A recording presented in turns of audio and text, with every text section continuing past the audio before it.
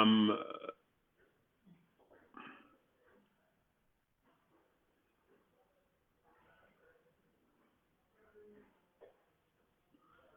Live शुरू कर लूं? बिस्मिल्लाहिर्रहमानिर्रहीम। ओके, हाँ जी, आज हमारी 4th क्लास है।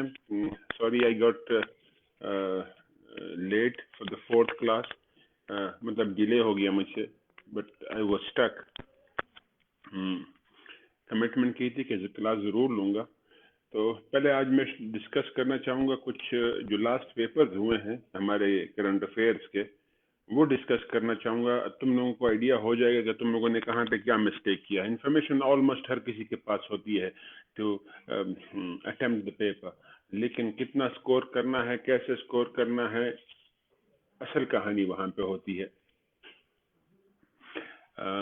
और वो क्वेश्चन को पिक किए बगैर और क्वेश्चन के पार्ट्स को ड्यूली कंप्लाई किए बगैर आप स्कोर नहीं कर सकते। अभी जिन बच्चों ने हमारे साथ कोई 400 एंड समथिंग ऑनलाइन थे और कोई 200 प्लस ऑन कैंपस बच्चे थे जिन्होंने पेपर दिए थे हमारे साथ, पहले वो भी डील हो रहे हैं, साथ साथ में जो भी आगे सुन रहा है उनको भी फायदा। मैंने एक पेपर बनाया था जो लास्ट मॉक पेपर था, उसको मैंने मोस्टली बाइडन ड्रिवन बनाया था, क्योंकि पिछले मॉक्स में मैंने बकिया एस्पेक्ट्स कवर किए हुए थे। मैंने कहा इसको बाइडन ड्रिवन बना दूं, तो 3 क्वेश्चन मैंने बाइडन रिलेटेड दिए थे। क्वेश्चन नंबर 1 वाज जो बाइडन, अब अपने पेपर को भी आप लोग देखें कि तुम लोगों ने पेपर अटेम्प्ट कैसे किया है, तुम लोगों ने पेपर अटेम्प्ट कैसे किया है, और फिर आप लोग ये भी देखें कि आपको स्कोर कितना मिलना चाहिए था, नहीं मिलना चाहिए था। Joe Biden administration has decided to revisit the US-Afghan deal. How do you view the prospects of peace in Afghanistan and US-Pakistan relations in the wake of emerging situation in Afghanistan?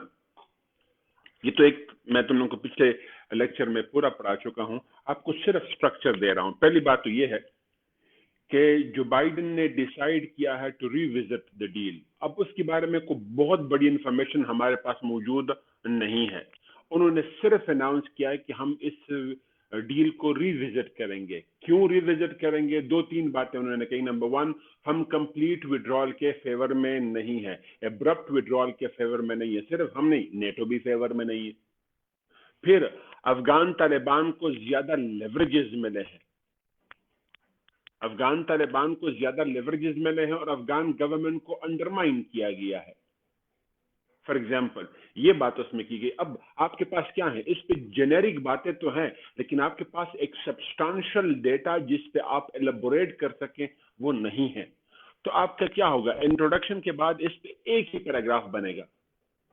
बहुत ज्यादा हुआ, आप smart हुए तो आप उसको 2 paragraph में build वो कर लेंगे, लेकिन मेरे हमें से बनता एक ही पैराग्राफ है। और इसके मार्क्स कितने होंगे? 2 से ज्यादा। ये जो पहला स्टेटमेंट है उसके 2 से ज्यादा मार्क्स नहीं है।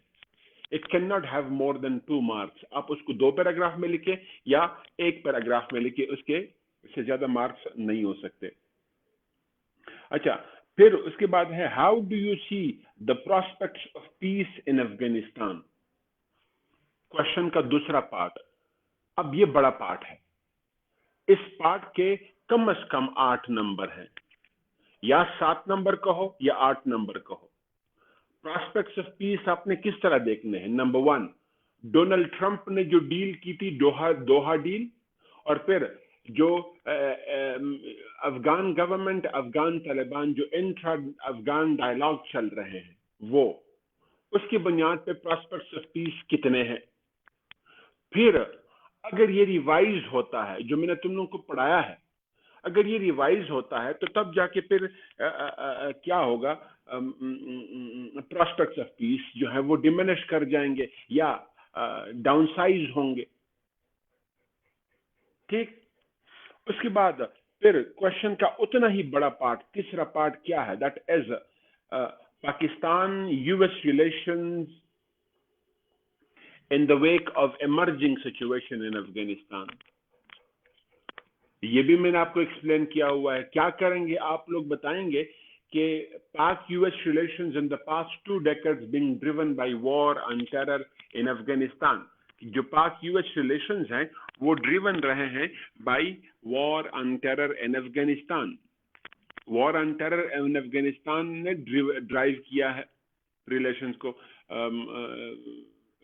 अहसान, जो टिश्यू का एक डब्बा वहां से प्लीज पकड़ा दीजिएगा, यहीं पे आपके पास पीछे पड़ा हुआ है। Thank you. और माजरत दोनों, वो पड़ा हुआ है आखिर में। जी ओके। उसके बाद फिर तो आप एक दो पैराग्राफ इस पे आ जाएंगे कि पाक यूएस रिलेशन जो हैं वो वॉर एंड टेरर ने ड्राइव किए हैं इन द लास्ट 2 decades। और अभी भी आगे भी पाकिस्तान यूएस रिलेशंस जो ड्राइव होंगे वो क्या करेगा, थैंक यू, वो भी क्या ड्राइव करेगा, दैट इज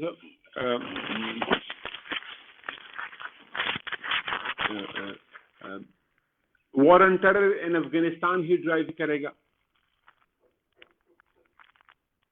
ठीक। सो एक दो पैराग्राफ आपके इस पे बिल्ड हो जाएंगे। फिर मजीद इमर्जिंग सिचुएशन क्या होगी if the Doha deal continues. अगर वो कंटिन्यू करती है तो फिर चांसेस ऑफ पीस इन अफगानिस्तान बढ़ेंगे, पाकिस्तान यूएस रिलेशंस भी इंप्रूव रहेंगे। लेकिन अगर दोहा डील को सेट बैक होता है तो पाकिस्तान यूएस रिलेशन जो है वो क्या करेंगे, वो अंडरमाइन होंगे, वो अगेन एंटागोनाइज्ड हो सकते हैं। किस बुनियाद पे आप बात करेंगे, जो पास्ट के आपके पास डेवलपमेंट्स हैं, मैंने कई सारे आपको वो पढ़ाए हुए होंगे। मिसाल के तौर पे हमने देखा कि 2011 में पाक यूएस रिलेशन डाउन साइज हो गए या डिक्लाइन कर गए। फॉर एग्जांपल 2016 में डिक्लाइन कर गए, 16, 17, 18 में डिक्लाइन कर गए हमारे रिलेशंस। ठीक। ट्रम्प साउथ एशिया पॉलिसी उसका एक बहुत बड़ा एग्जाम्पल था। Cancellation of the F-16 deal एक बहुत बड़ा एग्जाम्पल था। 2011 में पाकिस्तान को ग्रे लिस्ट में डालना, 18 में ग्रे लिस्ट में डालना, यूएस ने लीडिंग रोल प्ले किया फॉर एग्जाम्पल। और उसकी बड़ी वजह क्या थी, अफगान पाक यूएस रिलेशंस, टेंशन इन पाक US relation because of the Afghan peace process. तो इसके भी 7 या 8 नंबर होंगे। अब देखें, अक्सर लोग क्या कर जाते हैं, ये जो पहला पोर्शन है उसको खामखा कोई ज्यादा लेंथ दे दे या बिल्कुल सिरे से लेंथ ही ना दे, तो आपने या 2 मार्क्स गेन कर लिए या 2 मार्क्स आपने लूज कर दिए, स्पेस नहीं दिया। अब आपने लेट्स ये कर दिया कि 2 मार्क्स से ज्यादा आपने स्पेस दे दी, 4-5 मार्क की space they the, at the cost of undermining the other 2 parts of the question. तो इस जो पेपर में मैंने एक देखा है वो एक ये चीज नोट की है कि इसके 3 पार्ट्स थे और 3 पार्ट्स को लोगों ने ड्यूली कंप्लाई नहीं किया। ये चंद ये जो क्वेश्चन हैं ये डिस्कस करते हैं ताकि होपफुली उम्मीद है इंशाल्लाह ऐसे ही क्वेश्चन आएंगे तो आपको वहां पे मसला ना हो। अब दूसरा एक क्वेश्चन है, US has once again decided to join COP21. COP21 Paris climate agreement को ज्वाइन करना, उन्होंने अनाउंस कर दिया कि हम ज्वाइन करते हैं। Analyze the future prospects of anti-climate efforts. Also highlight the steps taken by Pakistan. अब इसको देखें, इस क्वेश्चन के पार्ट्स क्या क्या हैं, फिर 3 हैं। इस क्वेश्चन के भी 3 पार्ट्स हैं। नंबर 1 पार्ट इज यूएस ने डिसाइड किया to rejoin the Paris climate agreement. कहां से शुरू करेंगे पैराग्राफ, ट्रंप ने यूएस को पुल आउट कर दिया फ्रॉम द एग्रीमेंट। क्यों कर दिया, थोड़ा सा रीजंस हाईलाइट करेंगे। बाइडेन ने दोबारा रीजॉइन कर दिया, क्यों कर दिया, थोड़ा सा उसके रीजंस देंगे। तो आपका ये 1 या 2 पैराग्राफ में आ जाएगा। बेहतर है 2 पैराग्राफ में कर दें, यानी एक में ट्रम्प, दूसरे में बाइडेन आप दे देंगे। आपने ये कर दिया। अब इसके कितने मार्क्स हैं, मेरे नजर में इसके मैक्सिमम 2 नंबर हैं। इसके मैक्सिमम 2 नंबर हैं, इससे ज्यादा नंबर इसके नहीं है। अब analyse the future prospects of anti climate efforts and anti climate change efforts. अब लोगों ने क्या किया हुआ है, अक्सर पेपर में मैंने देखा कि बच्चों ने इसको सिर्फ यूएस रिलेटेड कर दिया है, यानी यूएस ने जो एफर्ट्स किए हैं या एफर्ट्स कर रहा है उस कॉन्टेक्स्ट में फ्यूचर को प्रोडिक्ट किया गया। That is totally wrong.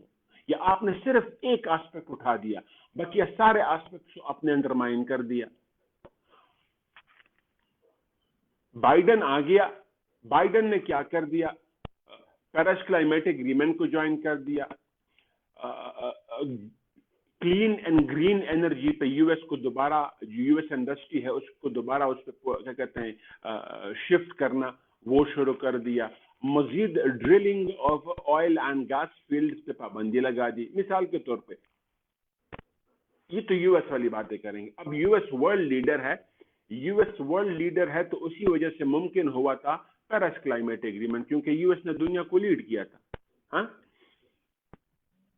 अब दोबारा यूएस जब इसने पेरिस क्लाइमेट एग्रीमेंट को ज्वाइन कर दिया तो ऑटोमेटिकली क्या होगा, जो एफर्ट्स हैं अगेंस्ट क्लाइमेट चेंज वो एक्सेलरेट होंगे। आपका एक पॉइंट ये होगा। दूसरा पॉइंट क्या होगा, चाइना जो एक्सेलरेशन कर रहा है एंटी क्लाइमेट एफर्ट्स पे, लोन प्रोवाइड कर रहा है to shift on to carbon free energy, इसी तरीके से सोलर पैनल्स प्रोवाइड कर रहा है दुनिया को, वगैरह वगैरह। और फिर जो बीआरआई प्रोजेक्ट है उसका एक मेजर एस्पेक्ट क्या है, that is investing in the carbon free energy. और उसका पायलट प्रोजेक्ट कौन, पाकिस्तान फॉर एग्जांपल। आप उस पर बिल्ड करेंगे तो फ्यूचर इस तरह ब्राइट है। तीसरा फ्यूचर कैसे ब्राइट है, दैट इज कि न्यू ग्रीन डील कर दी 2020 में, किसने, यूरोपियन यूनियन ने। एक पॉइंट आपका उस पर बिल्ड होगा और मजीद ऐसे पॉइंट्स आपको जो मिलते हैं आप यूं करेंगे। तो ये सिर्फ यूएस स्पेसिफिक नहीं रहा है, पहला स्टेटमेंट तो यूएस स्पेसिफिक है, लेकिन बकिया जो दूसरा स्टेटमेंट है वो यूएस स्पेसिफिक नहीं है। अब इसके कितने मार्क्स होंगे, I give it minimum 8 marks, इसको मैं 8 मार्क्स दे दूंगा। उसके बाद फिर देखिएगा उसका है कि ऑल्सो सी, हाईलाइट कर दें। देखिए यहाँ पे लफ्ज हाईलाइट कह रहा है तो ये सिंपली बता रहा है कि ये बड़ा पोर्शन नहीं है, ये बड़ा पोर्शन नहीं है। इसके कितने मार्क्स होंगे, या तो 4 या तो 5 मार्क्स होंगे, या तो 4 या तो 5 मार्क्स होंगे। इससे ज्यादा मार्क्स इसके नहीं हो सकते, इससे ज्यादा इसके मार्क्स नहीं हो सकते। ठीक, तो क्योंकि लफ्ज हाईलाइट है, एलेबोरेट नहीं कहा गया है, एनालाइज नहीं किया गया है, हाईलाइट कहा गया है। The steps taken by Pakistan, हम पे इम्पैक्ट्स क्या है, स्टेप्स क्या है, तो उसको कितने नंबर दे दूंगा, या तो 4 या तो 5 नंबर दे दूंगा। तो मैक्सिमम मार्क्स कहां पे रहते हैं, एनालाइज द फ्यूचर प्रोस्पेक्ट्स। ठीक है, जहां पे लफ्ज आपको एनालाइज मिला, क्रिटिकली एवेल्युएट मिला, ऐसे वर्ड्स मिलते हैं, मैक्सिमम मार्क्स वहां पे उस particular portion of the question में रेस्ट करते हैं। ठीक है, एक और question, that is US China have been geo strategic rivals for quite some time now. Trump exacerbated the trade war between the two countries. How do you see the future relations of the two countries after Biden winning the US presidential election? ये जब मैं आप लोगों को Biden पढ़ा रहा था previous lecture में तो मैंने ये क्लियर किया था A to Z। सिर्फ यहाँ पे मैं आपको मार्क्स वाइज डिवीजन करवा के दे रहा हूँ। US China are geo strategic rivals. क्या बातें करेंगे इसमें, फॉर एग्जाम्पल बड़ी बड़ी, एक US strategic partnerships with the rivals of China, specifically India. दूसरा, US military installation, naval installation in the sea, South China Sea, East China Sea, Bay of Bengal, Arabian Sea, Persian Gulf वगैरह। तीसरा, जो US की ground military installation है या air force या air bases हैं across the region, Middle East, Afghanistan, ASEAN, South Korea, China वगैरह, sorry Japan वगैरह, आप उससे बात करेंगे। ये सब कुछ आपका क्या होगा? इस स्टेटमेंट में कितने मार्क्स हैं? मैक्सिमम 4 मार्क्स हैं। यूएस चाइना जो है वो क्या है? जियो स्ट्रेटेजिक राइवल्स है for quite some time now. इसको मैं मैक्सिमम 4 नंबर दे दूंगा। अगर 3 भी दे दिए तो that would not be a bad idea. ठीक है, तो 4 से ऊपर नहीं जाएंगे। फिर ट्रंप ने क्या कर दिया? Exacerbated the trade war between the two countries. Trump ने ट्रेड वॉर को एग्जर्बेट कर दिया, इंक्रीज कर दिया। तो आप ट्रेड वॉर के बेसिक्स देंगे कि ट्रेड वॉर कैसे कैसे इंक्रीज हुआ है बिटवीन द टू कंट्रीज। उस पे आपके 5-6 पैराग्राफ बन जाएंगे, 5-6 पैराग्राफ बन जाएंगे। मतलब क्या? यहां पे इस स्टेटमेंट में मिनिमम 6 मार्क्स हैं, मिनिमम 6 मार्क्स हैं। You may give it 8 marks. इसको आप 8 नंबर भी दे सकते हैं। तीसरा पोर्शन क्या है? How do you see US China relations after Biden winning the election? तो आप प्रोडिक्शन किस बुनियाद पर? 2 लेंसेज में करेंगे। प्रोडिक्शन करेंगे 2 लेंस में, एक जियो स्ट्रेटेजिक राइवलरी, दूसरा इकोनॉमिक कंपटीशन।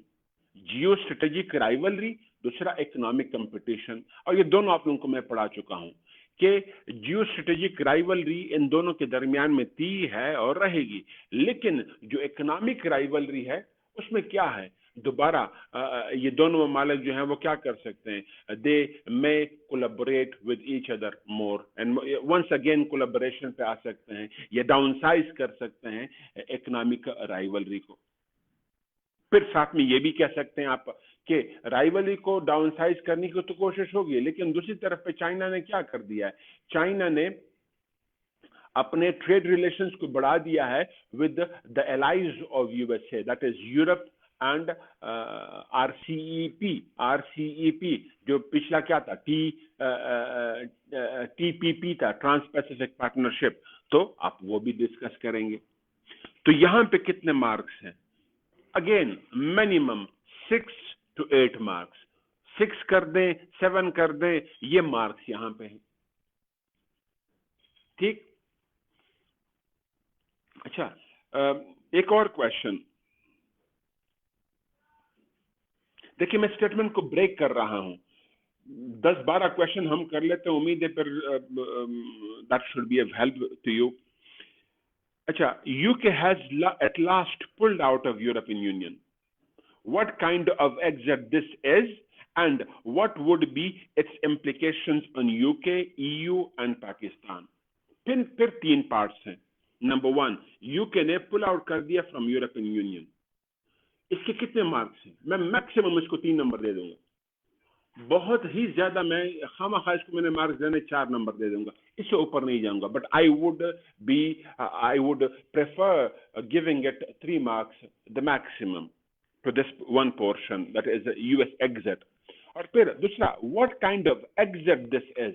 ये किस किस्म का exit है? इसको मैं कितने मार्क्स दे दूंगा? 6, 5, 7, मर्जी है आपकी। लेकिन 7 से ज्यादा नहीं है, 5 से कम नहीं है। Ideally 6 marks would be better. हम इसको 6 नंबर दे देंगे। और फिर मतलब ये कैसा डील है? सॉफ्ट है, हार्ड है, कैसा डील है? आप बताएंगे। सॉफ्ट डील है तो क्या क्या पॉइंट्स हैं? मैंने तुम लोगों को पढ़ाया हुआ है वो।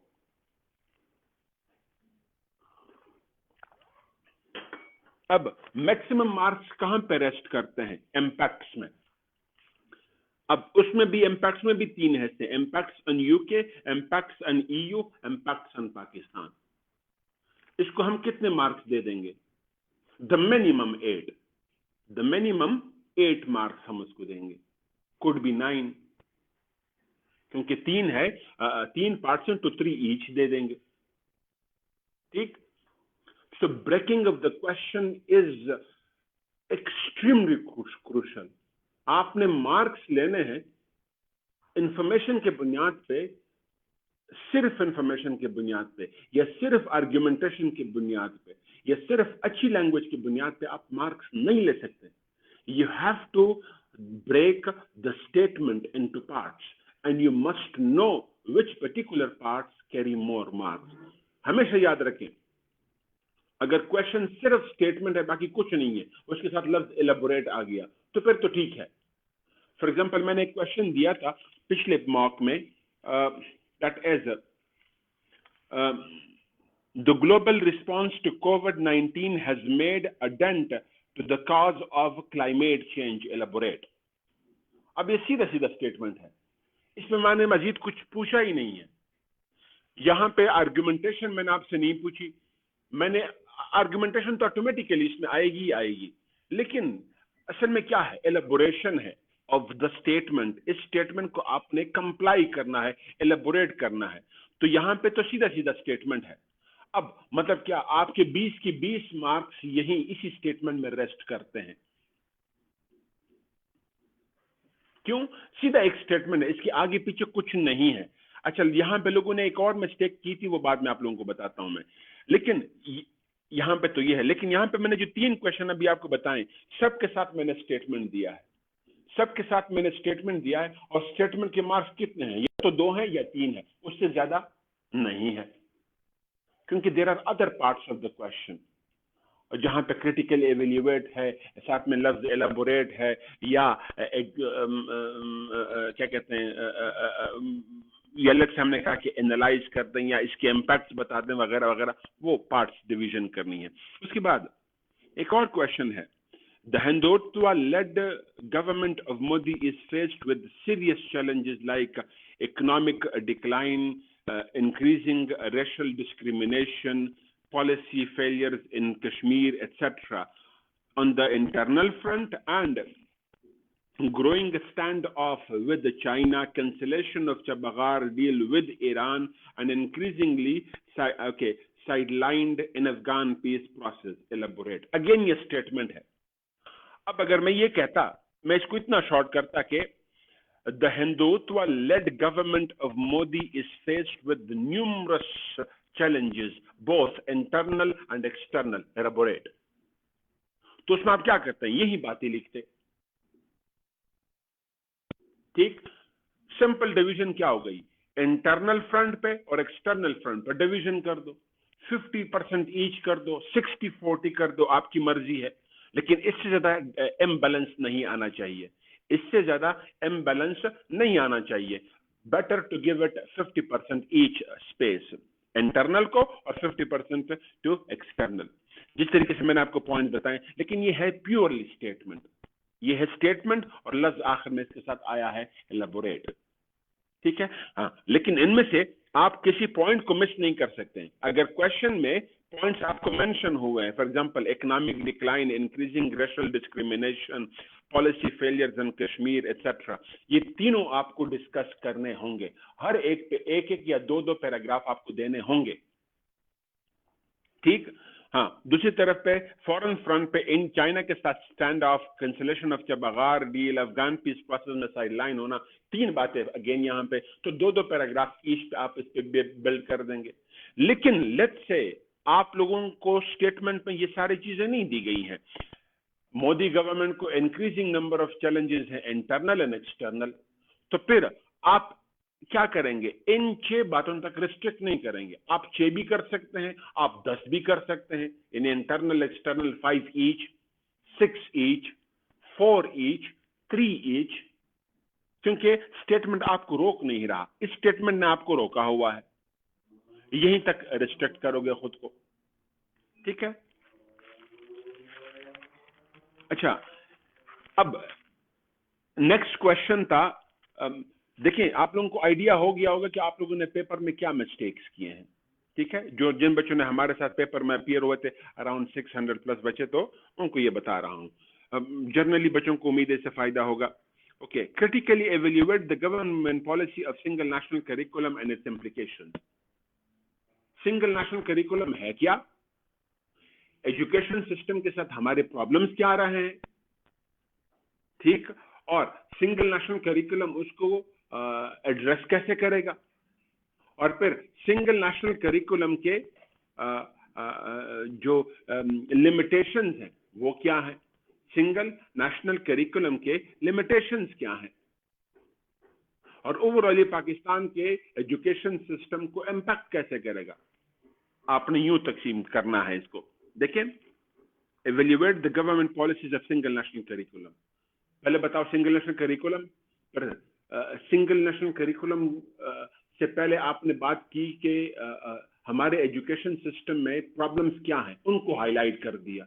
उसको कितने मार्क्स मिल जाएंगे? 2 मैक्सिमम, उससे ज्यादा नहीं। फिर सिंगल नेशनल करिकुलम के सैलिएंट फीचर्स आप बताएंगे जो मैंने आपको बताए हुए होंगे, और फिर उन सैलिएंट फीचर्स के इम्पैक्ट्स क्या होंगे, पॉजिटिव और नेगेटिव इम्पैक्ट्स क्या होंगे। फिर साथ में आप हाईलाइट करेंगे the limitations in single national curriculum, या it's not only single national curriculum that should be addressed or should be acted upon, या उस पर काम किया जाए, बल्कि हमारे एजुकेशन सिस्टम में क्या क्या प्रॉब्लम्स है उसको भी इक्वली एड्रेस करने की जरूरत है, जो मैंने आप लोगों को इसी स्टाइल में पढ़ाया हुआ होगा। उसके बाद आज कोशिश करूंगा कि आप लोगों को ये पढ़ा भी दूं। नेक्स्ट टॉपिक जो बता रहा हूं, that is Pakistan is unlikely to exit FATF grey list. Feb 21 को मीटिंग होनी है, Feb 21 इस महीने को मीटिंग होनी है। पाकिस्तान ग्रे लिस्ट से शायद ना निकल सके, but the country has managed to avert the black list. Black list को अवॉइड करने में वो कामयाब हुआ है। Discuss the government the given statement with recent developments. Again ये स्टेटमेंट है कि हमने ग्रे लिस्ट से नहीं निकल पाएंगे। ना निकलने की वजह क्या? The 6 demands which are still left. और वो कौन कौन से डिमांड्स हैं उस पर बात होगी कि ये डिमांड्स हमें अभी तक फुलफिल नहीं किए हैं, इसलिए हम ग्रे लिस्ट से नहीं निकल पाएंगे। लेकिन हमने ब्लैक लिस्ट को अवॉइड कर दिया है। कैसे अवॉइड कर दिया है? हमने 21 डिमांड्स ऑफ FATF को सक्सेसफुली कंप्लीट कर दिया है। कौन कौन से हैं आपको भी बताता हूं, ठीक? तो आपने ये जो 2 पार्ट्स ऑफ द स्टेटमेंट है, ग्रे लिस्ट से नहीं निकल पाएंगे, लेकिन ब्लैक लिस्ट से हम उसको हमने अवॉइड कर दिया सक्सेसफुली, ठीक? इसी को रिसेंट डेवलपमेंट के कॉन्टेक्स्ट में आपने देखना है। 2 पार्ट्स हैं। जो बड़ा पार्ट है दैट इज ब्लैक लिस्ट को अवॉइड करना, क्योंकि 21 डिमांड्स हैं। जो उसकी निस्बत छोटा पार्ट है, मतलब कितना, आप 70-30 कर दो। ब्लैक लिस्ट को अवॉइड करना हमने 70% कर दिया, 65% कर दिया, द मिनिमम 60% कर दो, क्योंकि वहां पे डिमांड कितने हैं? 21 है जो हमने फुलफिल किए हुए हैं। फिर दूसरी तरफ पे 6 डिमांड्स हैं जो अभी तक हमने फुलफिल नहीं किए हैं, उसको कितना स्पेस देंगे? 35%, 40% मैक्सिमम, ठीक है? अच्छा,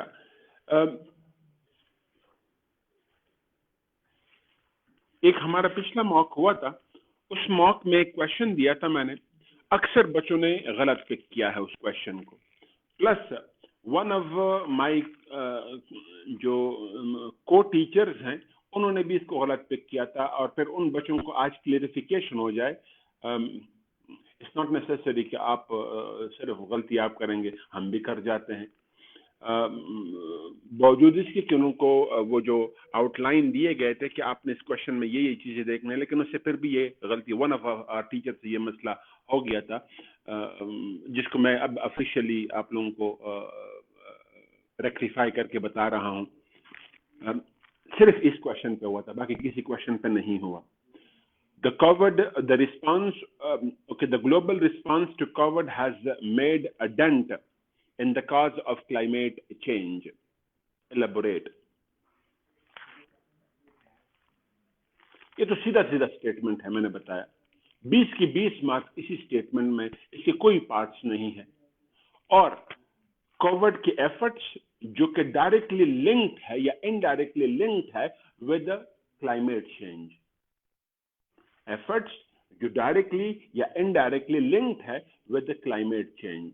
लेकिन यहाँ पे एक लफ्ज है जिनको लोगों ने सही इंटरप्रेट नहीं किया, कुछ हमारे स्टूडेंट्स ने इंटरप्रेट नहीं किया, और one of the my examiner, क्या कहते हैं, जो मेरे को टीचर्स हैं जिनको मैंने पेपर दिए हुए, उनमें से एक ने इसको सही पिक नहीं किया।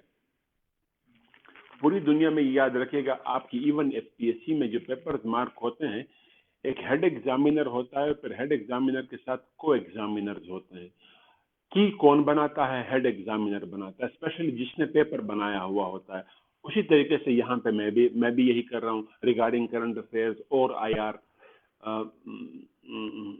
या मेरे जो दूसरे कोलीग्स हैं वो कर रहे होते हैं।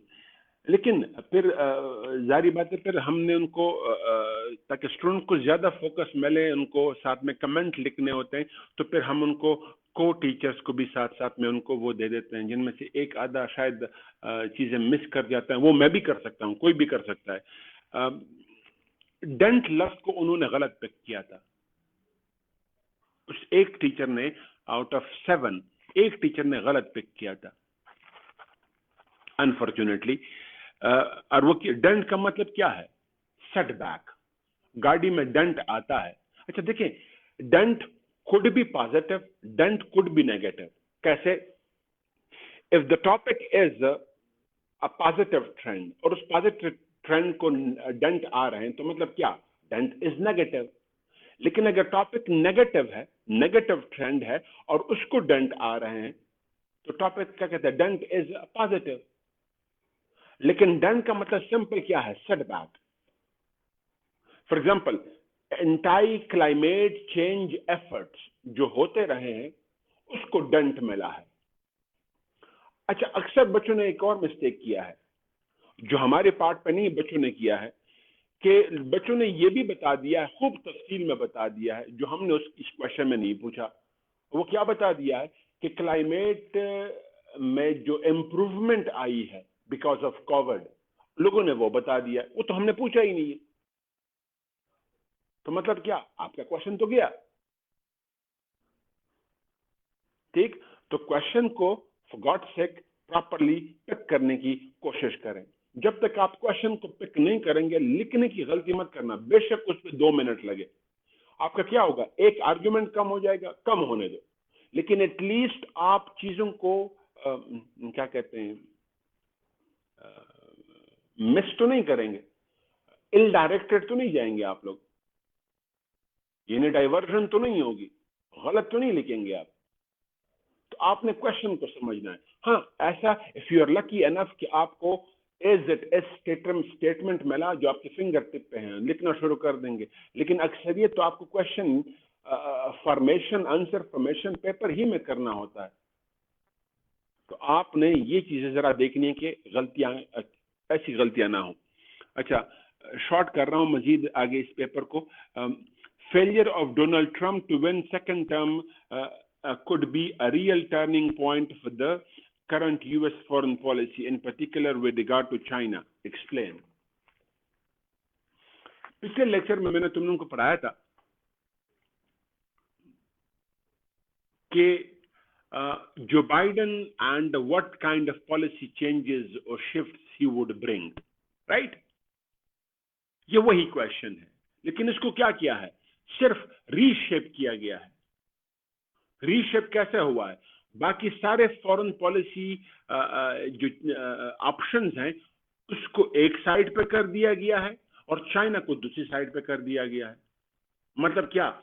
मैं कम से कम 40% स्पेस दूंगा टू चाइना, कुड भी 45%, हाँ 35 कर दें, लेकिन इससे नीचे नहीं जाएंगे, सिर्फ चाइना पे।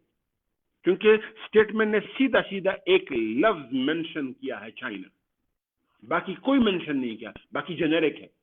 बाकी आप ईरान के बारे में बात करो, अफगानिस्तान के बारे में बात करो, इंडिया के बारे में बात करो, क्या कहते हैं, नेटो के बारे में बात करो, क्लाइमेट चेंज के बारे में बात करो, वट एवर यू लाइक आप मेंशन कर सकते हैं। लेकिन अब वो 6 पॉइंट बताते हैं, 7 बताते हैं, आपकी मर्जी है। लेकिन ये जो चाइना वाला पोर्शन, इसको आपको कम से कम 35% प्लस माइनस स्पेस देनी पड़ेगी। ओके, एक क्वेश्चन मैंने दिया था, Pakistan, China, Iran trio could prove pivotal for the stability of the whole of South Asian and Southeast यहाँ पे लफ्ज हमारा वो मिस प्रिंट हुआ है, साउथ ईस्ट एशियन नहीं होना चाहिए था, that is central Asia. South Asian and क्या कहते हैं, सेंट्रल एशिया के लिए ये कैसे पिवोटल रहेगा स्टेबिलिटी के लिए। Substantiate the statement with relevant developments and events. Again ये एक स्टेटमेंट है, और स्टेटमेंट के क्या है, दो डायमेंशंस हैं। स्टेटमेंट के दो डायमेंशंस हैं। नंबर वन, एक है that is the growing alliance between the two countries और emerging relation between the two countries कैसे कैसे हैं, आप वो बता दो, बता दिए। फिर उसके इम्पैक्ट साउथ एशिया पे क्या होंगे, उसके इम्पैक्ट सेंट्रल एशिया पे क्या होंगे, या ओवरऑल रीजन पे क्या होंगे। ठीक,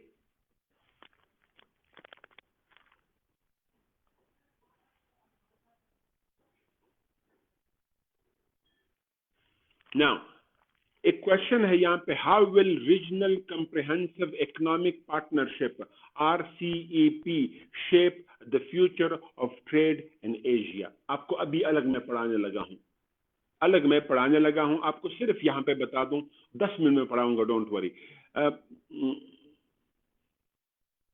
यहाँ पे RCEP कैसे शेप करेगा the future trade in Asia, एक ही स्टेटमेंट है, बाकी सारी कहानी है। लेकिन उसको शुरू कहां से करूंगा और इसके क्या क्या पॉइंट्स, डायमेंशंस मैं उसमें लेके आऊंगा, एंड कैसे करूंगा, आपको बताता हूं थोड़ी देर में। OIC वाला क्वेश्चन तो बड़ा स्ट्रेट फॉरवर्ड है, तो उसमें इश्यू नहीं होना चाहिए। सर्कुलर डेट में तुम लोगों को A to Z पढ़ा चुका हूं, वो क्वेश्चन भी स्ट्रेट फॉरवर्ड है, तो उस पर हम बात नहीं करेंगे। हाँ जी, discuss the economic components of US Indo-Pacific strategy, how it will accelerate the competition between Beijing and Washington। यहां पे आप क्या डिस्कस करेंगे, the Indo-Pacific policy of USA towards the region। US की जो इंडो पैसिफिक पॉलिसी है, और वो भी क्या, economic components of Indo Pacific policy of USA, strategic components नहीं, इकोनॉमिक कंपोनेंट्स आप बताएंगे वो क्या रही है। ठीक, और फिर हाउ इट, ये जो पर्टिकुलर पॉलिसी ऑफ यूएसए है इंडो पैसिफिक पॉलिसी, और वो भी इकोनॉमिक डायमेंशन वाली, वो कैसे एक्सेलरेट करेगा competition between US and China. अगर मुझे टाइम मिला तो ये भी आप लोगों को मैं करवा दूंगा, शॉर्ट की आर्गुमेंट्स बता दूंगा, डोंट वरी। बल्कि बेहतर है कि अच्छा, ये खुद के साथ नोट करता हूँ, ये आप लोगों को मैंने करवाना है। अच्छा, उसके बाद फिर इब्राहिम डील, बड़ा स्ट्रेट फॉरवर्ड क्वेश्चन है, पूरे आपको A to Z question form में मैं आपको पढ़ा चुका हूं। इसी तरीके से फिर क्या कहते हैं, जो चबहार डील है, आप लोगों को उसी स्ट्रेट फॉरवर्ड वो मैं पढ़ा चुका हूं आप लोगों को। उसके बाद एक और क्वेश्चन है,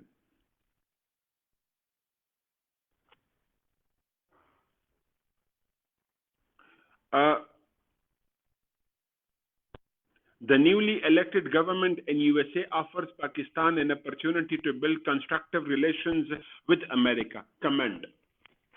अब देखें, इस क्वेश्चन ने आपसे ये ऑप्शन ले लिया है कि पाकिस्तान यूएस रिलेशंस टेंस्ड रहेंगे, ये ऑप्शन ले लिया है, वो ऑप्शन है ही नहीं। हाँ, ये जरूर कर सकते हैं कि Pakistan US relations in the past क्या रहे हैं, फ्लक्चुएटिंग रहे हैं, टेंस्ड रहे हैं, कभी इम्प्रूव्ड कभी डिक्लाइन पे रहे हैं।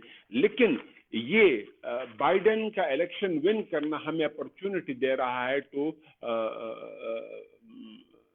बिल्ड क्या कहते हैं, कंस्ट्रक्टिव रिलेशन। ठीक है, लेकिन इस तरफ पे आपको ये ऑप्शन नहीं कि probably Pakistan US relations decline करेंगे। वो ऑप्शन ये स्टेटमेंट आपको दे ही नहीं रहा। तो आपने स्टेटमेंट को प्लीज बड़ा केयरफुली समझना है। इश्यूज वही होते हैं। For example, Pak US relations have been driven by war and terror in Afghanistan, और वो ड्राइव रहेंगे। तो रिलेशंस इंप्रूव रहेंगे, डिक्लाइन करेंगे, कैसे होंगे आपको मैंने पहले एक्सप्लेन किया। लेकिन यहां पे ये स्टेटमेंट आपको ये ऑप्शन नहीं दे रहा, सीधा सीधा ये कह रहा है टू बिल्ड कंस्ट्रक्टिव रिलेशंस। आप कहां से शुरू करेंगे? फ्लक्चुएटिंग रिलेशन से शुरू करेंगे, कंस्ट्रक्टिव अप्रोच पे आएंगे। हर एक पॉइंट जो फ्लक्चुएटिंग है उससे शुरू करेंगे, उसमें डिक्लाइन या इंप्रूवमेंट आई है, और फिर एंड करेंगे किस चीज पे कि कैसे इसको हम इंप्रूव कर सकते हैं। ठीक,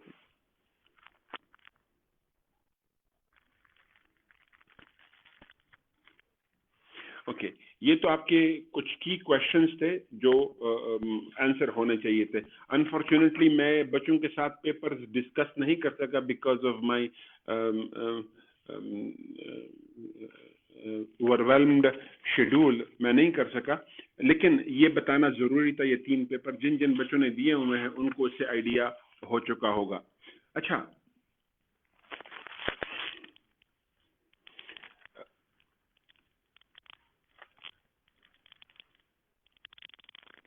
COP 21 बिल्कुल शॉर्ट करेंगे, कोई कहानी नहीं बनाएंगे।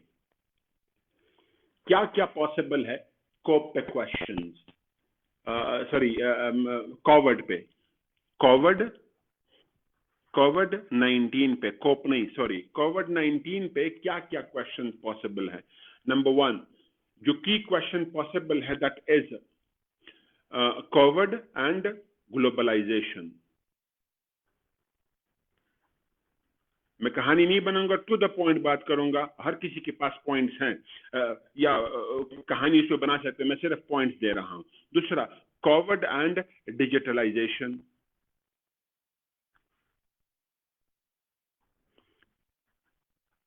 तीसरा, पोस्ट कोविड वर्ल्ड ऑर्डर। ये 3 क्वेश्चंस मेरे नजर में बनते हैं। वो क्वेश्चन कहो या ऐसे कहो, यही बनते हैं, उसके अलावा नहीं बनते। अगर ग्लोबलाइजेशन पे आया तो मेरे पॉइंट्स क्या होंगे? अगर ग्लोबलाइजेशन पे क्वेश्चन आया तो मेरे आर्ग्यूमेंट्स क्या होंगे? नंबर 1 नोट करते जाएं, कोई कहानी नहीं, कोई इंट्रोडक्शन, कुछ नहीं, टू द पॉइंट बात करेंगे। सबसे बड़ा पॉइंट आपका क्या होगा? ई अर्निंग। ई अर्निंग के आप 10 पॉइंट भी बना सकते हैं, 15 पॉइंट भी बना सकते हैं। फॉर एग्जांपल, ई अर्निंग में क्या करेंगे? जो दुनिया के बड़े बड़े क्या कहते हैं वेबसाइट्स हैं, उन्होंने कितना अर्न किया? अमेजोन हुआ, एक आर्गुमेंट अमेजोन का पैराग्राफ अमेजोन पे बिल्ड कर दें, एक पैराग्राफ आप बिल्ड कर दें, क्या कहते हैं जो बाकी ऐसे सर्विसेज प्रोवाइड करने वाले, फॉर एग्जांपल लेट्स से ये अलीबाबा पे कर दें, दराज पे कर दें, ओएलएक्स पे कर दें। सो और फिर हम क्या देख रहे हैं कि इंक्रीजिंगली जो बड़े बड़े क्या कहते हैं ब्रांड्स हैं वो शिफ्ट हो रहे हैं ऑनलाइन। तो कंसेप्ट क्या आता जा रहा है कि ई पे शिफ्ट हो जाओ। जो बड़े बड़े ब्रांड्स हैं, बड़े बड़े दुकानें या मार्केट्स उन्होंने या प्लाजे उन्होंने हायर किए हुए हैं, जो मिलियंस ऑफ रुपीज या उनके जो कॉस्ट है in the form of rent, उससे बच जाते हैं। बस स्टोर में उनका प्रोडक्ट पड़ा हुआ है, लोग ऑनलाइन ऑर्डर करते हैं और सप्लाई होती जाती है। ठीक, तो उधर शिफ्ट हो रहे हैं। एक आर्गुमेंट आपका ये हो जाएगा। उसके बाद फिर मजीद आप क्या करेंगे? जो एजुकेशनल रिलेटेड क्या कहते हैं जो सॉफ्टवेयर हैं जिन्होंने एजुकेशन से बड़ा अर्न किया, अब यहां पे जस्ट हाईलाइट कर देंगे किसको? गूगल ने किया, गूगल मीट ने किया, जूम ने किया, वगैरह वगैरह, आप उससे बात कर लेंगे। ठीक, फिर दूसरा बड़ा पॉइंट आपका क्या होगा?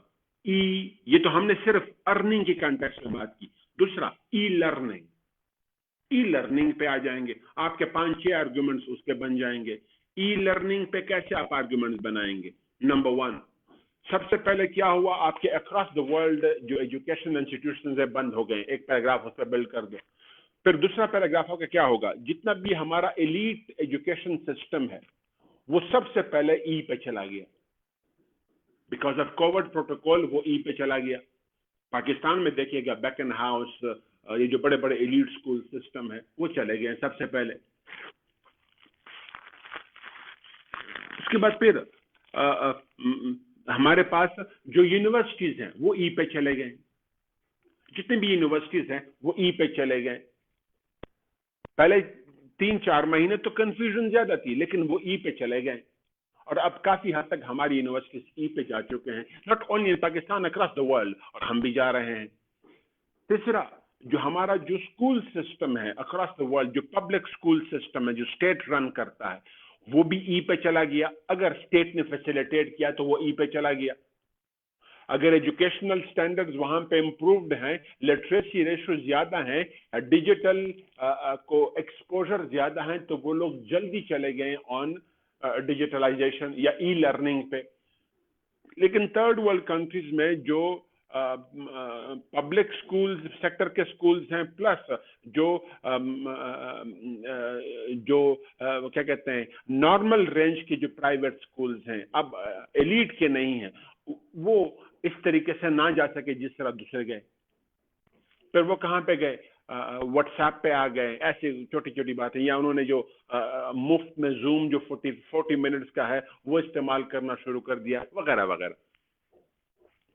So one is e learning, दूसरा ई अर्निंग, दूसरा ई लर्निंग। तीसरा ई कॉन्फ्रेंसेस। ई कॉन्फ्रेंसेस पे आप बात करेंगे।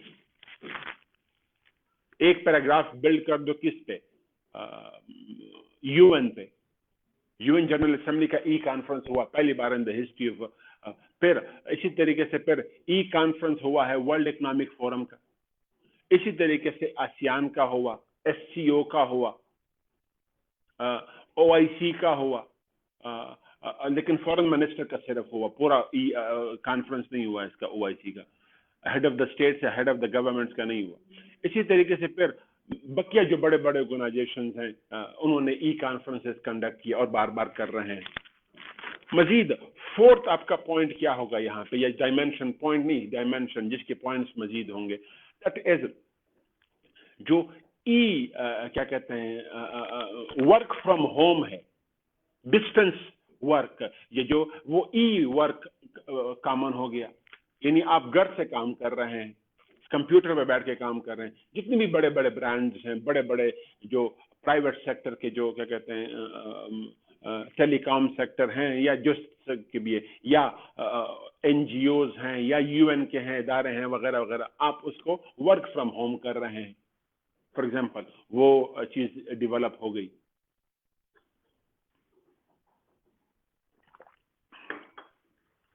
सो ग्लोबल क्या कहते हैं डिजिटलाइजेशन पे हमने बात की।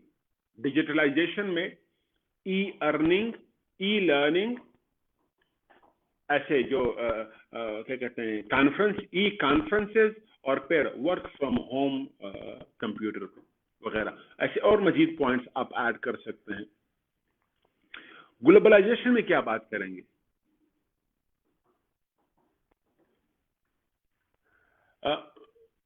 कोविड ने डिजिटलाइजेशन को तो प्रमोट कर दिया, लेकिन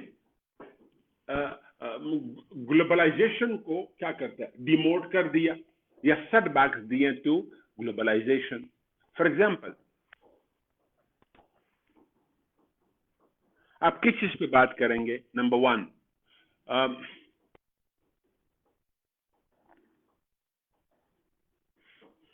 इंक्रीजिंग नेशनलिज्म। नेशनलिज्म इंक्रीज कर गया।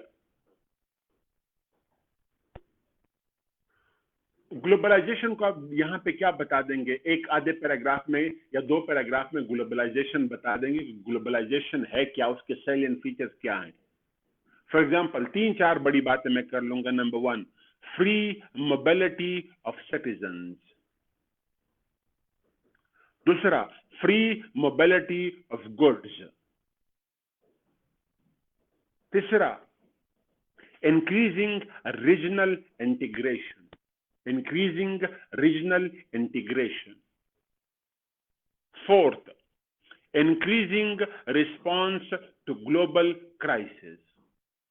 Increasing or collective response to global crisis. For example, ये बातें मैं बड़ी बड़ी कर लूंगा ग्लोबलाइजेशन की। अब इसी पे मैं इन सब को लिंक कर दूंगा किसी साथ, कोविड के साथ, एक एक करके बता दूंगा। फॉर एग्जाम्पल, कंट्रीज ने क्या कर दिए? बॉर्डर क्लोज कर दिए, सारी दुनिया ने कर दिए, बॉर्डर क्लोज कर दिए for citizen. Air services suspend हुए, जो रेलवे सर्विसेज थे वो सस्पेंड हुए, general transport among countries suspend हुआ।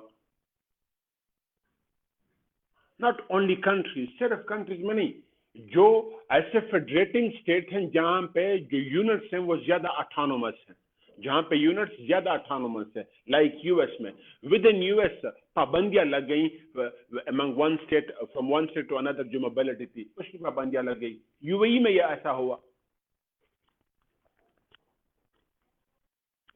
पाबंदियां लगना।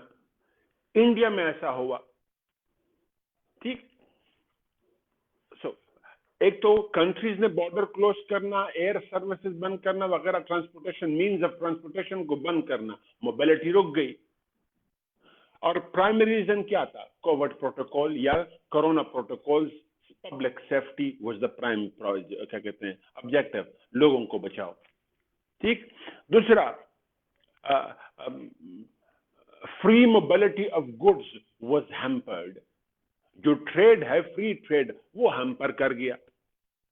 उस पर आप बात करेंगे, यही बातें जो ट्रांसपोर्टेशन वाली बातें हैं। फॉर एग्जांपल, जो सी ट्रेड है शिप्स के जरिए, वो मोर देन 50% डिक्लाइन कर गया।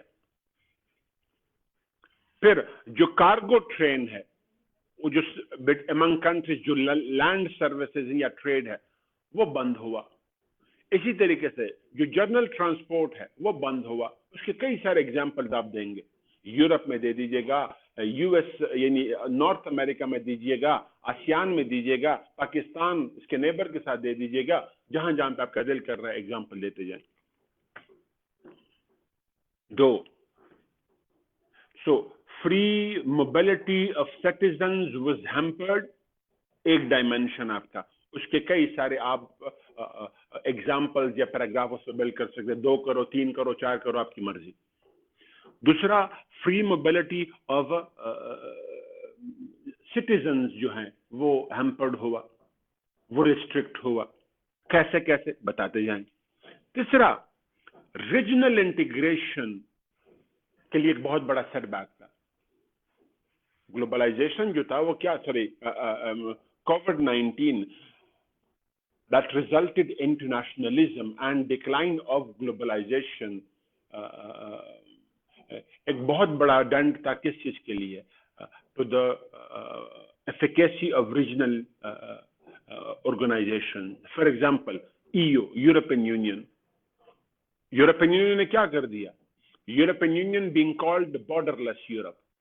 कैसे borderless Europe? Free mobility of goods and citizens बंद कर दिए गए, बात करेंगे उस पर आप। दूसरा, collective response to collective crisis, regional crisis को कलेक्टिवली रिस्पॉन्ड करना, वेदर वो पेंडेमिक हो या मैन मेड क्राइसिस हो, वेदर वो फाइनेंशियल क्राइसिस हो, वो हेल्थ क्राइसिस हो या अदर, उसको रिस्पॉन्ड करना।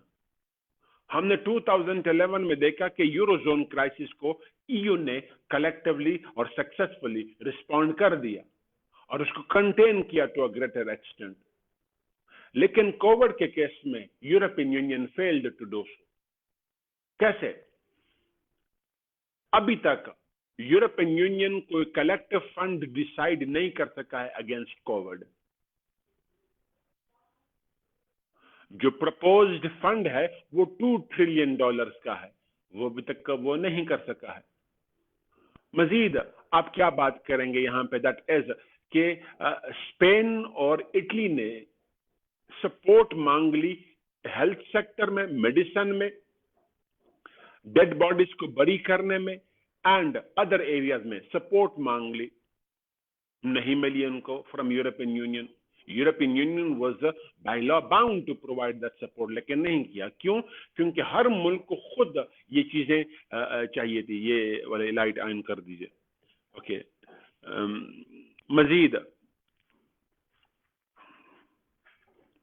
इसी तरीके से ग्लोबलाइजेशन में मजीद क्या बात करूंगा, जो इंटरनेशनल ऑर्गेनाइजेशंस हैं like WHO, world health organization, could not deal with COVID-19 the way it was expected to, नहीं कर सका। कई सारी वजह बनी। पास्ट में इसने मर्स MERS को बड़ा सक्सेसफुली डील किया, सार्स को इसने बड़ा सक्सेसफुली डील किया, लेकिन बकिया जो हेल्थ इश्यूज हैं, या क्या कहते हैं ऐसे ग्लोबल वो क्या कहते हैं जो हेल्थ इश्यूज हैं, उनको उन्होंने कंपैरेटिवली बेहतर डील किया, लेकिन कोविड को उस तरीके से डील ना कर सका। नंबर वन, क्यों नहीं कर सका? Because COVID has been a novel virus. ये रीशेप हो रहा है, म्यूटेशन उसकी हो रही है।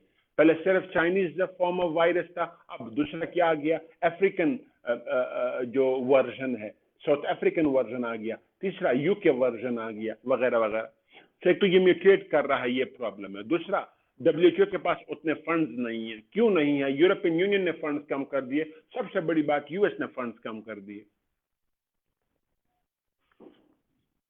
मजीद यूएस जो ग्लोबल लीडर रहा है अगेंस्ट ग्लोबल पेंडेमिक, सबसे पहले रिसर्च एंड एनालिसिस में लीड कौन करता है, पहले से प्रोडिक्शन कौन करता रहा है ऐसे पेंडेमिक्स के खिलाफ? यूएस करता रहा है। मर्स में किया, सार्स में किया, कोविड में ना कर सका। इसी तरीके से फिर मर्स एंड सार्स जहां पे इश्यूज थे वहां पे फंड्स दिए, लेकिन यहां पे वो फंड्स ना दे सका।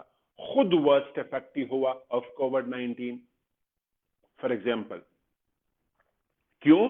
क्योंकि under the presidency of Trump required funds या फोकस नहीं हुआ on the public health system. उस पर बात करेंगे। एक और चीज इसमें आप क्या ऐड करेंगे, दैट इज कि जो वैक्सीन डिस्ट्रीब्यूशन है उसमें सीधा सीधा डिवाइड आ चुका है नॉर्थ एंड साउथ पोल का। कैसे? यूके में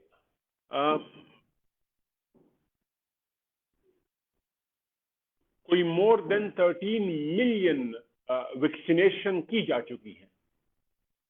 यूएस में अगेन कोई 30 मिलियन प्लस वैक्सीनेशन की जा चुकी है, और इसी तरीके से जर्मनी में की जा चुकी है। लेकिन डेवलपिंग कंट्रीज को the required number of vaccine नहीं मिल रहे हैं। ठीक, सिर्फ डेवलपिंग वर्ल्ड को क्या, WHO को वो नंबर ऑफ रिक्वायर्ड वैक्सीन नहीं मिल रहे हैं। ग्लोबलाइजेशन के कंटेक्स्ट में आप बात करेंगे। ठीक, तीसरा जब इसका डायमेंशन बनता है, that is post COVID world order. अच्छा, इसमें मैं आर्ग्यूमेंट क्या दूंगा? नंबर वन, सबसे पॉइंट मैं इसके बीच में दूंगा, दैट इज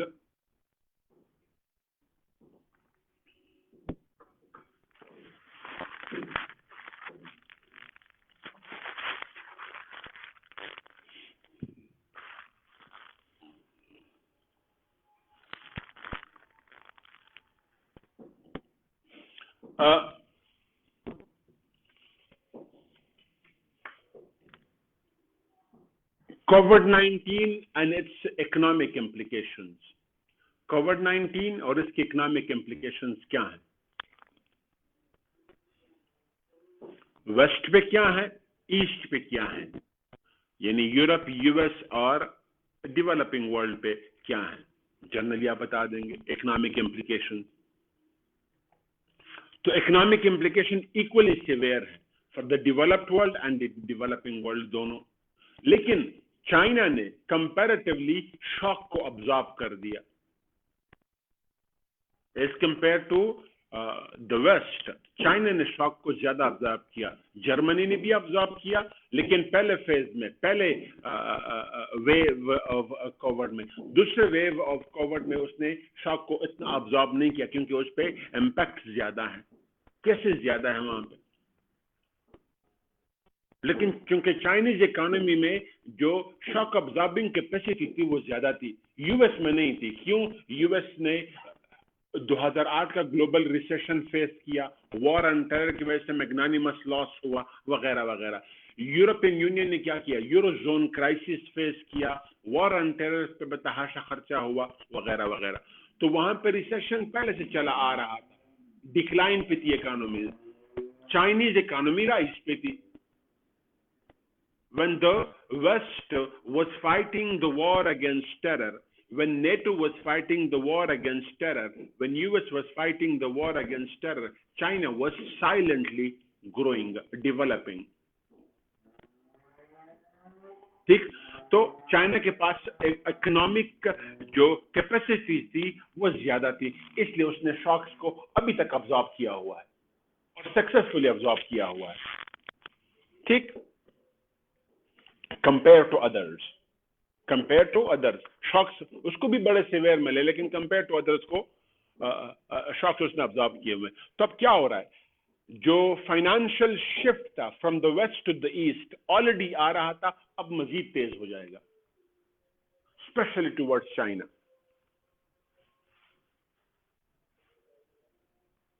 तो आप इकोनॉमिक इंपैक्ट्स की बात करेंगे।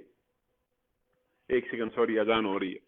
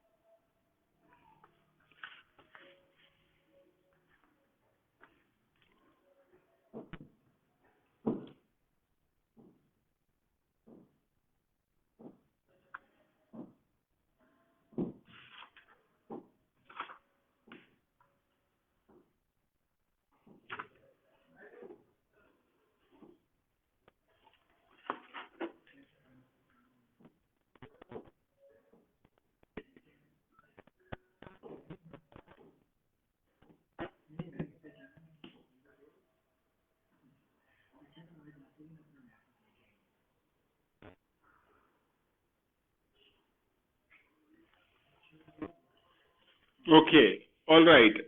उसके बाद फिर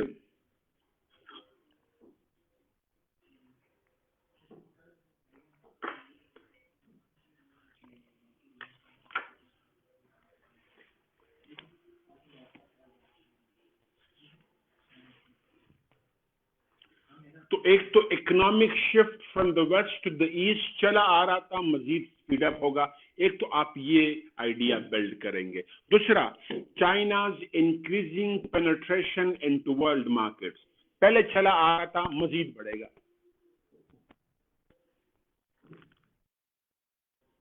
चाइना की पेनिट्रेशन मजीद बढ़ेगी। कहां पे वो बढ़ रहा है? यूरोप में बढ़ रहा है पेनिट्रेशन।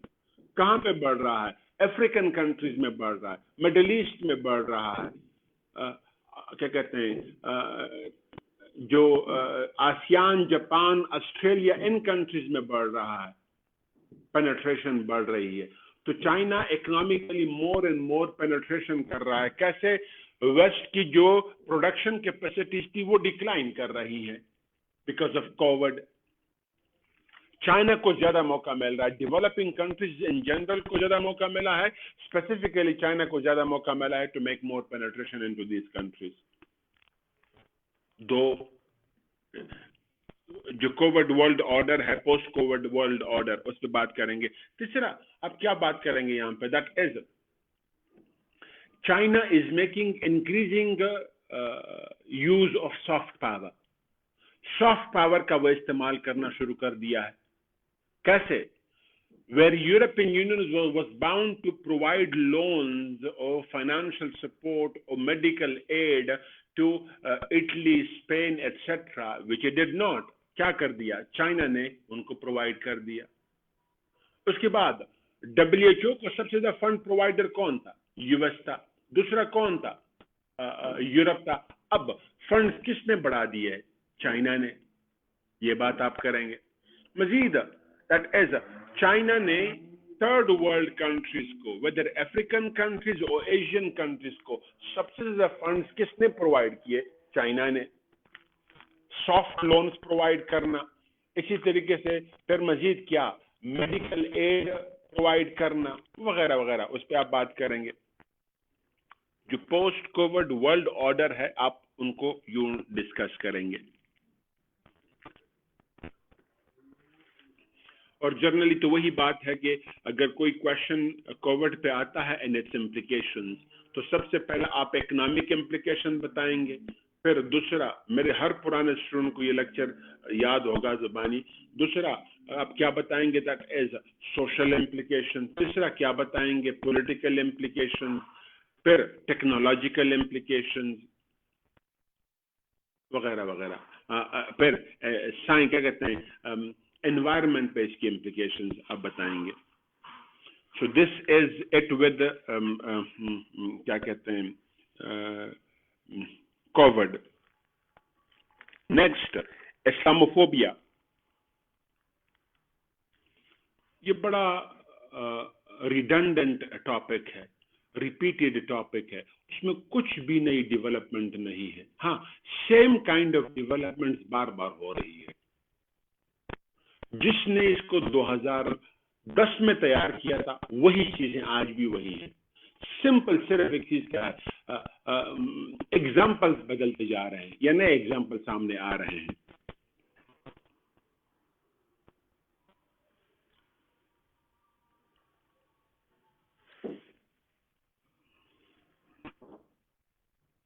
इसको मैं कैसे डील करूंगा?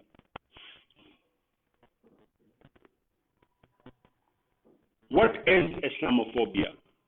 इस्लामोफोबिया है क्या चीज?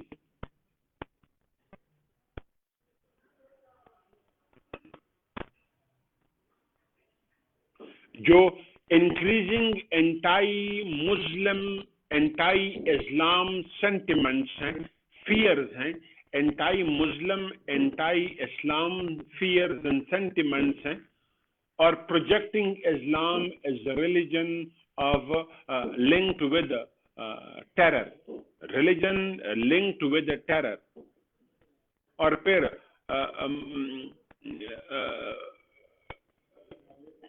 डिफेमेशन ऑफ क्या कहते हैं, या रिडिक्यूल करना, डिफेम करना the personality of prophet Mohammad सल्लल्लाहु अलैहि वसल्लम। इसी तरीके से फिर कुरान के बारे में डिफेमेटरी स्टेटमेंट्स, डेरोगेटरी स्टेटमेंट्स पास करना। इसी तरीके से फिर द कैलिफ्स ऑफ इस्लाम के बारे में डेरोगेटरी स्टेटमेंट्स वगैरह पास करना। ये बड़ा कॉमन हो चुका है in the non Muslim world, the west in general, sorry the west in particular, non Muslim world in general. कहां से शुरू करेंगे? यूरोप। एक आपको यूरोप में ये सबसे ज्यादा मिलेगा, दूसरा आपको ये यूएस में मिलेगा, तीसरा आपको ये इंडिया में मिलेगा। आजकल अंडर मोदी जो इंडिया है उसमें मिलेगा।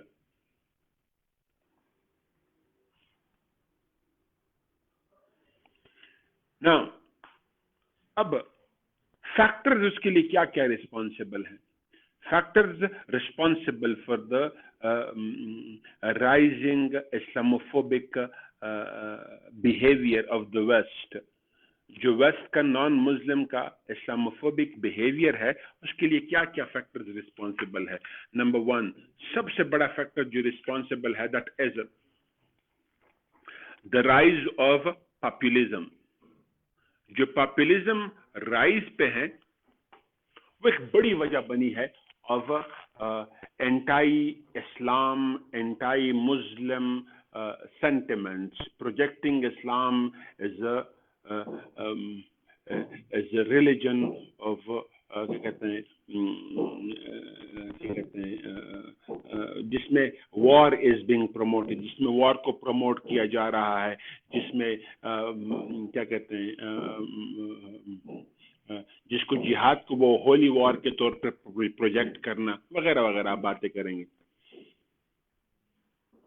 पॉपुलिज्म के एग्जाम्पल क्या क्या देंगे? कई सारे एग्जाम्पल्स हैं। नंबर 1 टॉप पे डोनाल्ड ट्रंप। डोनाल्ड ट्रंप ने क्या कर दिया? Promoting American nationalism. American nationalism को प्रमोट करते हुए उन्होंने क्या कर दिया? मतलब अमेरिका फर्स्ट, अमेरिकन फर्स्ट। तो उसने क्या कर दी? ही प्लेस्ड और put a ban on the citizens of 5 different Muslim countries. किसी और नॉन मुस्लिम कंट्री के सिटीजन पर बैन नहीं लगाया, 5 मुसलमान ममालिक के सिटीजन पे बैन लगाया विजिटिंग अमेरिका। हाँ, एक वो था, आप लोग कहेंगे कि फिर तो जो मैक्सिको के साथ किया वो क्या था? Illegal crossing of the border पे पाबंदी लगा दी गई। Illegal crossing of the border पे पाबंदी लगा दी गई, बाकी मैक्सिकन के लिए कोई पाबंदी नहीं थी। यहाँ पे तो सीधे सीधे 5 मुसलमान ममालिक के सिटीजन पे पाबंदी लगा दी गई। ईरान पे, इराक पे, सीरिया पे, सूडान पे, एक्सेट्रा पे उनके सिटीजन पे पाबंदी लगा दी ट्रंप ने। ठीक, और उसके लिए मेजर रीजन क्या दिया? कि सिक्योरिटी थ्रेट्स हैं America from Muslim countries, specifically these countries, इन ममालिक की तरफ से। ठीक, दूसरा हमने किसको देखा कि एंटाई इस्लाम उसने प्रमोट किया? Indian prime minister Modi. Hindutva क्या एग्जांपल्स आप देंगे? Citizenship amended act. Citizenship amended act आप लोगों को पढ़ा चुका हूं मैं। वो मसला है, मुसलमान टारगेट है। उसके बाद फिर द कंस्ट्रक्शन ऑफ राम मंदिर at the place of Babri मस्जिद, और उसकी फाउंडेशन स्टोन किसने रख दिया? मोदी ने। तीसरा, increasing violence against the Muslims in Kashmir, या प्रिवेलेंट एंड इनह्यूमन ब्रुटैलिटीज जो कर रहा है मोदी इन हेल्ड कश्मीर, वो बातें आप करेंगे। सो वो हिंदुत्व प्रमोट कर रहा है। Populism example. तीसरा आप यहां पे एग्जाम्पल दे दें, दैट इज मैक्रॉन का। Emmanuel Macron, the president of France, उसने बड़े डेरोगेटरी स्टेटमेंट पास किए। किसके बारे में? इस्लाम के बारे में। फॉर एग्जाम्पल उन्होंने क्या कहा कि Islam is in crisis all over the world. Islam क्या है? इन क्राइसिस है ऑल ओवर द वर्ल्ड। फिर मजीद उसने क्या किया? ही वोव्ड, ही प्रॉमिस्ड, और he showed or reconfirmed his commitment to fight against radical Islam. जो रेडिकल इस्लामिज्म है उसके खिलाफ वो फाइट कंटिन्यू करेंगे, ये बात उसने की। And to uphold secular values at all और एनी कॉस्ट। फ्रांस में सेक्युलर वैल्यूज को प्रमोट करना और इस्लामिक रेडिकलिज्म के खिलाफ फाइट करना, ये उनके स्टेटमेंट्स थे। फॉर एग्जाम्पल ये हुआ। उसके बाद फिर एक और चीज हमने क्या देखा? That is the response of European union in the case of European union, US and the rest of the world in the case of citizens, क्या कहते हैं, रिफ्यूजीज फ्रॉम सीरिया। जो सीरिया से रिफ्यूजीज आए उनकी एकोमोडेशन, यूके ने सीधा सीधा इनकार कर दिया। कनाडा ने तो एकोमोडेट कर दिए। Germany also accommodate a good number of citizens, Syrian refugees. लेकिन सबसे बड़ी एकोमोडेशन किसने कर दी? टर्की ने कर दी, क्योंकि वो खुद मुस्लिम है। 2.6 मिलियन या 2.3 मिलियन लोगों को एकोमोडेट कर दिया। लेकिन यूरोप ने एकोमोडेशन से प्रीडोमिनेंटली इनकार कर दिया। किसने इनकार कर दिया? सबसे बड़ा इनकार किसने किया? यूके ने। फ्रांस ने इनकार कर दिया, वगैरह वगैरह। कि हम, यानी उसने बहुत ही मिनिमम नंबर को एकोमोडेट किया। So was the case with USA. US ने भी उसकी एकोमोडेशन को कम से कम कर दिया। इवन व्हेन ओबामा थे पावर में, और ओबामा क्या थे? He was the forerunner of human rights. उन्होंने एकोमोडेशन नहीं की। आप बात करेंगे उस पर। सो पॉपुलिज्म की राइज एंड क्या कहते हैं, that caused increasing Islamophobic sentiments, tendencies across the world. आप ये मेंशन करेंगे. इसके बाद फिर एक और बड़ा फैक्टर क्या बना, that is the western media. जो वेस्टर्न मीडिया था वो एक बड़ी वजह बनी. कैसे? Mainstream media and social media. Mainstream और सोशल मीडिया दोनों.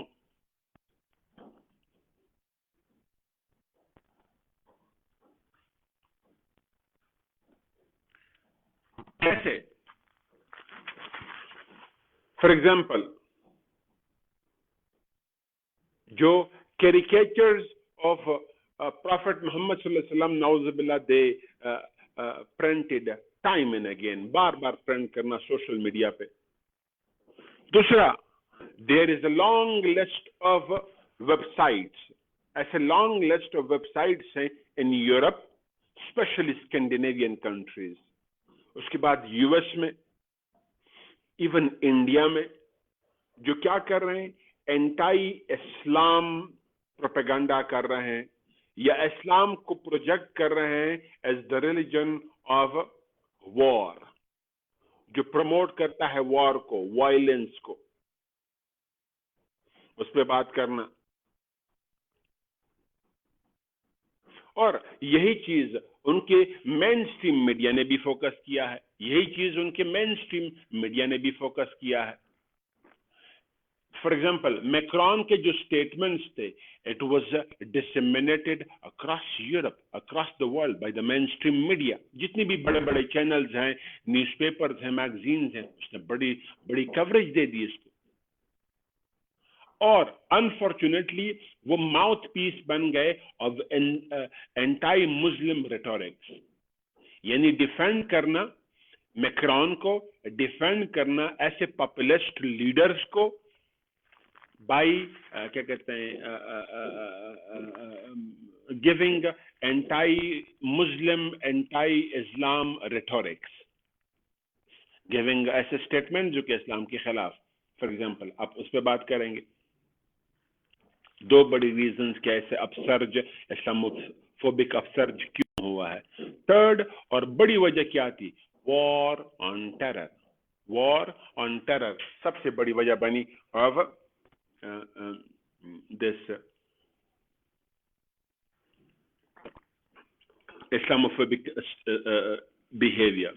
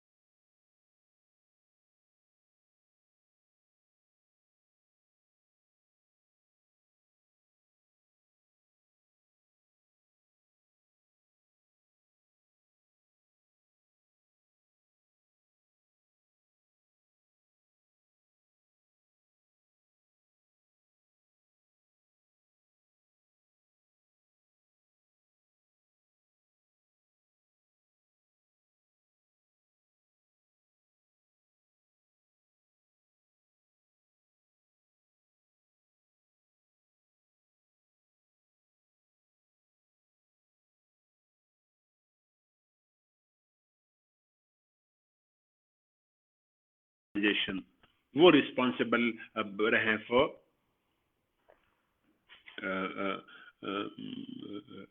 promoting the hard image of Islam, Islamophobic image of Islam. और वेस्ट ने वॉर एंड टेरर में सिर्फ गवर्नमेंट की पॉलिसीज ये नहीं रही.